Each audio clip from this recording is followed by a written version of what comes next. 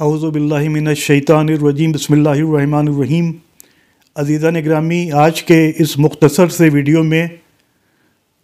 ہم جائزہ لیں گے کہ مجدد شریعت حضرت آیت اللہ سید دلدار علی غفران مآب رحمۃ اللہ علیہ آپ کو عزاداری سے کس قدر اذیت تھی اور آپ نے محرم کے مراسم اور عزاداری کے لیے کون کون سی خدمات انجام دی ہیں۔ حضرت دلدار علی غفران مآب رحمۃ اللہ علیہ آپ نے محرم کے مراسم سے متعلق اس قدر خدمات انجام دی ہیں کہ ان کو بھی بیان کرنے سے زبان قاصر ہے۔ شیعوں کی عزاداری کو حضرت غفران مآب نے نئی شکل و صورت دے کر دوسرے فرقوں اور مسلکوں سے الگ اور ممتاز کیا۔ ہندوستان میں مغل بادشاہوں کے دور میں بلکہ اس سے بھی پہلے عزاداری کسی نہ کسی شکل و صورت میں موجود رہی ہے۔ مسلمانوں کے سبھی فرقوں کے علاوہ ہمارے ہندو بھائی بھی عشرے کے ایام میں امام حسین اور شہیدان کربلا کو اپنے رسم و رواج کے مطابق خراج عقیدت پیش کرتے تھے۔ اودھ اور لکھنؤ میں عزاداری کو ایک خاص مقام حاصل تھا۔ یہاں نوابین اودھ سے بھی پہلے کپڑے اور پھوس کے امام باڑے محرم کے دنوں میں خاص طور پر بنائے جاتے تھے، کیونکہ اس زمانے میں امام باڑے موجود نہیں تھے، یہ بعد میں نوابین اودھ نے بنائے۔ عشرے کے ایام میں کچھ لوگ مل کر سوگوارانہ نظمیں راگ سے پڑھتے تھے، راگ سے۔ موجودہ زمانے کی سوزخوانی اسی کی یاد ہے، حالانکہ آج کی سوزخوانی بھی کافی بدل چکی ہے۔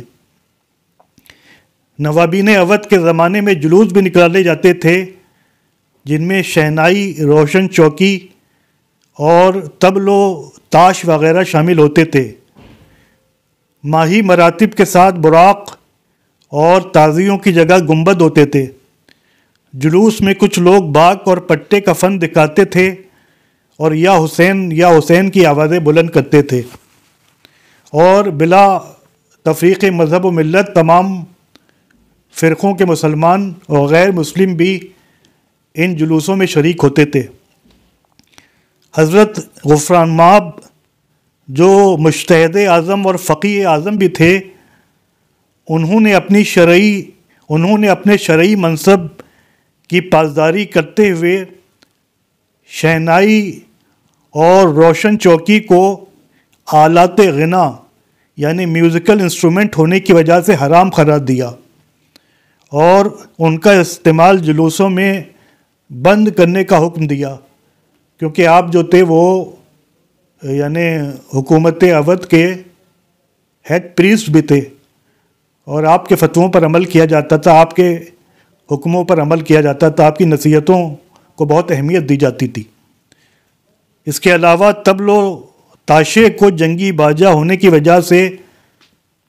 حضرت نے جائز قرار دیا۔ جھنڈیوں ماہی مراتب کی جگہ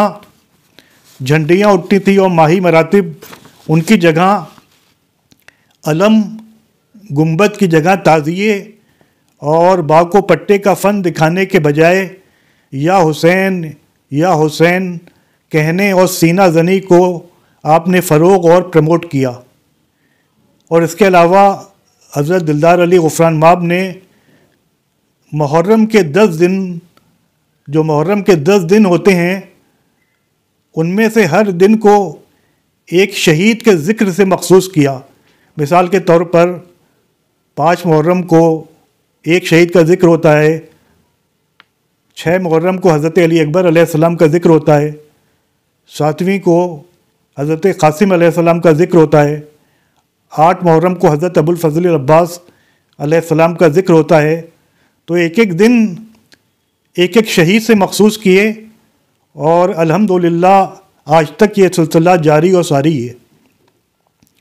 اس کے علاوہ ایران و عراق میں روزہ خوانی ہوتی تھی، اسی کو ذہن میں رکھ کر یہاں حضرت نے ذاکری کو فروغ دیا، جن میں اہل بیت کے فضائل میں حدیثیں بھی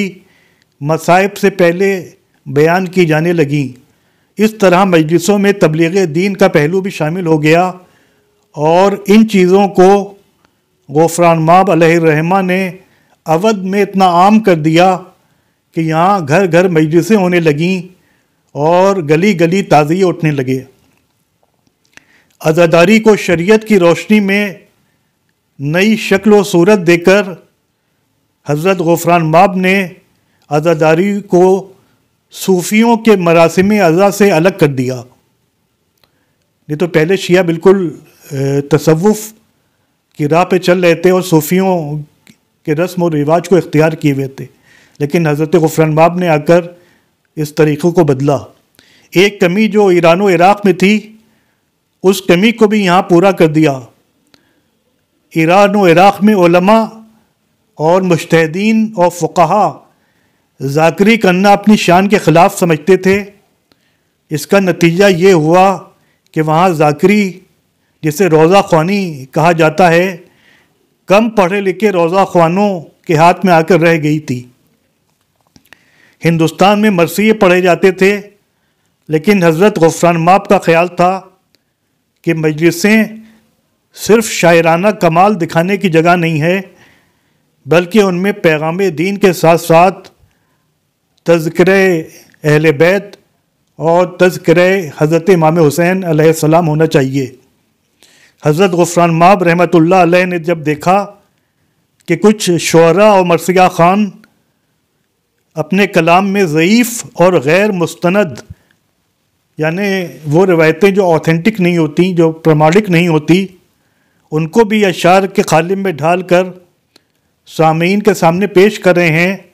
تو آپ نے اس مسئلے کو بہت ہی سنجیدگی کے ساتھ لیا، اور آپ نے ضرورت کو محسوس کرتے ہوئے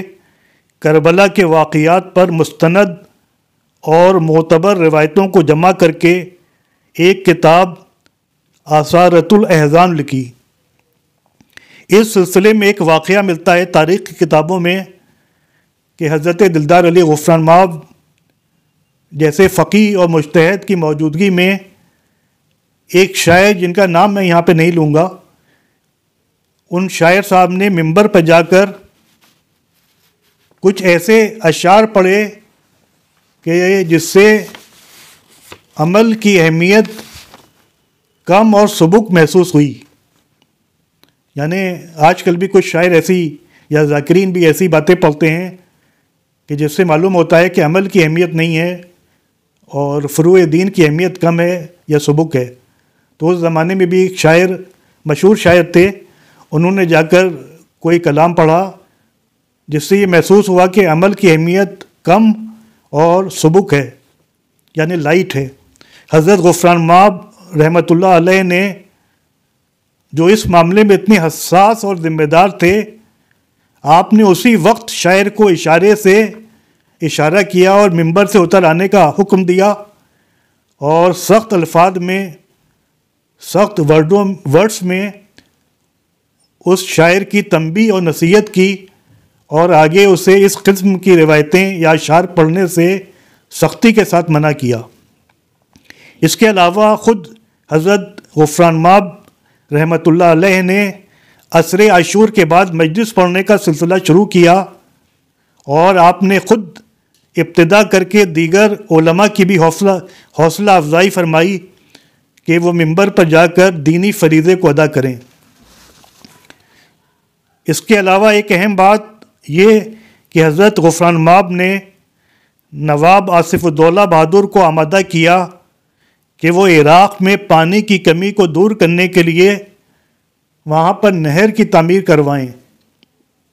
چنانچہ حضرت غفران مآب کی خواہش کا احترام کرتے ہوئے نواب آصف الدولہ بہادر نے 1208 ہجری میں اس زمانے کے 7 لاکھ روپے کی لاگت سے، 7 لاکھ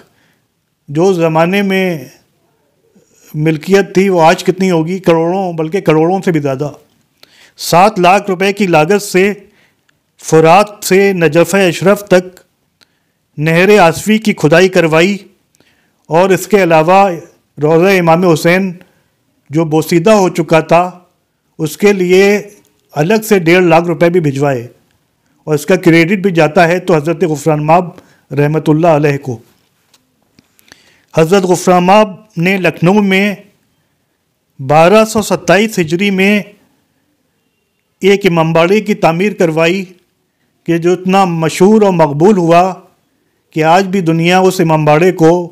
امامباڑے غفران مآب کے نام سے جانتی ہے۔ حالانکہ یہ زمین تو بہت ہی وسیع تھی، لیکن غدر کے بعد جو لوٹ پاٹ مچی ہے اور جو وکٹوریہ اسٹریٹ تبدیل ہو گئی تو ان کی اس وسیع و عریض زمین پر بھی قبضے ہوئے، اور امامباڑے کی جو زمین تھی وہ محدود ہو کر رہ گئی۔ تو امامباڑے غفران مآب کی تعمیر کروائی، اور 1983 عیسوی میں جب یہ امامباڑہ بہت ہی بوسیدہ اور جرجر ہو گیا تو والد مرحوم مولانا ڈاکٹر کلب صادق صاحب نے اس امامباڑے کا ریکنسٹرکشن کروایا جو تمام اہل لکھنؤ جانتے ہیں۔ تو بہرحال لکھنؤ میں حضرت غفران مآب نے ایک امامباڑے کی تعمیر کروائی، اور کہا جاتا ہے کہ جائس میں بھی انہوں نے ایک امامباڑے کی تعمیر کا ارادہ کیا۔ کچھ حد تک تعمیر مکمل بھی ہوئی، لیکن اس کے بعد کچھ وجوہات ایسے ہوئے کہ وہاں جو امامباڑہ ہے اس کی تعمیر مکمل نہ ہو سکی۔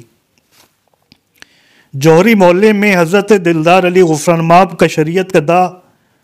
دلدار منزل آج بھی موجود ہے، لیکن اس کی شکل اب بالکل بدل چکی ہے۔ تو ہم نے دیکھا کہ تبلیغ دین کے ساتھ ساتھ احکام شریعت کے ساتھ ساتھ حضرت غفران مآب نے عزا کی بھی کس قدر خدمت کی۔ انشاءاللہ آگے آنے والی ویڈیو میں اسی طرح کی کچھ اور گزارشات آپ کے سامنے پیش کی جائیں گی۔ آپ سے گزارش ہے کہ اس ویڈیو کو شیئر کریں تاکہ جو نئی نسل ہے وہ اپنے اکابرین سے اور اپنے گزشتہ علماء کے کارناموں سے زیادہ واقف ہو سکے۔ وآخر دعوانا ان الحمد للہ رب العالمین۔